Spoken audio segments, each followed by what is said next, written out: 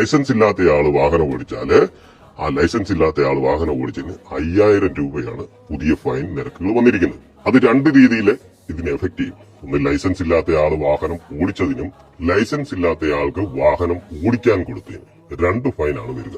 വാഹനം ഓടിച്ചതിനും വാഹനം ഓടിക്കാൻ കൊടുത്തതിനും. കാരണം അയാൾക്ക് ലൈസൻസ് ഇല്ല എന്നും അയാളെ വാഹനം ഓടിക്കാൻ അർഹനില്ല എന്നും അറിയാവുന്ന വ്യക്തി ഈ വാഹനത്തിന്റെ ഉടമസ്ഥനെ ഇയാൾക്ക് വാഹനം വിട്ടുകൊടുത്തിരിക്കുന്നു.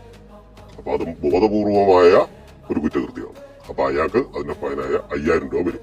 ഇനി രണ്ടാമത്തെ കാര്യം, ഇങ്ങനെ ഓടിച്ച് പോകുന്ന സമയത്ത് ഈ ലൈസൻസ് ഇല്ലാത്ത വ്യക്തി ഓടിച്ചുകൊണ്ട് പോകുന്ന വാഹനം ഒരാളെ ഇടിച്ചു, ഒരാളെ തട്ടി, അയാൾ മറിഞ്ഞു വീണു, അയാൾക്ക് കാഷ്വാലിറ്റി ഉണ്ടായി എന്ന് പറഞ്ഞാൽ അയാളുടെ പല്ല് പോയി, അല്ലെ എല്ലിന് പൊട്ടലുണ്ടായി. ഇങ്ങനെ വരുന്ന അവസരത്തില് പോലീസ് അത് കേസെടുക്കാൻ നിർബന്ധിതമാകും. നിർബന്ധിതമല്ല, കേസെടുക്കും. അത് കേസെടുക്കുന്ന സമയത്ത് വാഹനം ഓടിച്ച വ്യക്തി പ്രായപൂർത്തിയാകാത്ത ജുവനലാണ്.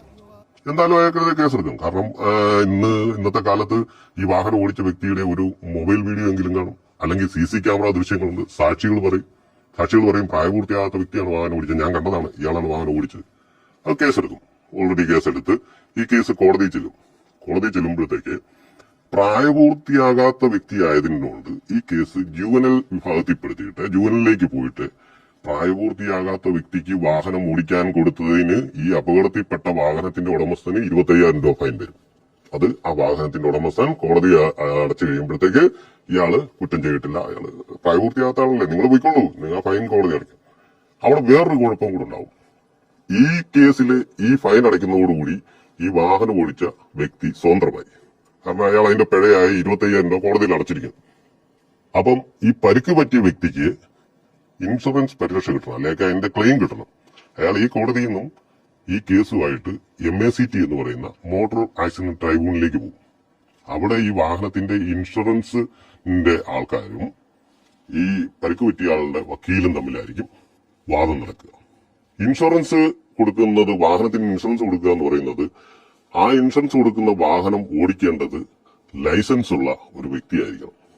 അപ്പം ഈ കേസ് ആ ട്രൈബ്യൂണലിൽ ചെല്ലുമ്പോഴത്തേക്ക് ഇൻഷുറൻസ് കമ്പനിയുടെ വക്കീല് പറയും, ഈ വാഹനം ഓടിച്ചത് ലൈസൻസ് ഇല്ലാത്ത ഒരാളാണ്, അങ്ങനെ ഞങ്ങൾ പറഞ്ഞിട്ടില്ല, ഞങ്ങൾ ഇൻഷുർ ചെയ്തിരിക്കുന്ന വാഹനം ലൈസൻസ് ഉള്ള ഒരു വ്യക്തി ഓടിക്കണം. അപ്പൊ നഷ്ടപരിഹാരം ആരാണ് കൊടുക്കേണ്ടത്? ഞങ്ങളാണോ കൊടുക്കേണ്ടത്? അവരങ്ങനെ ചോദിക്കും.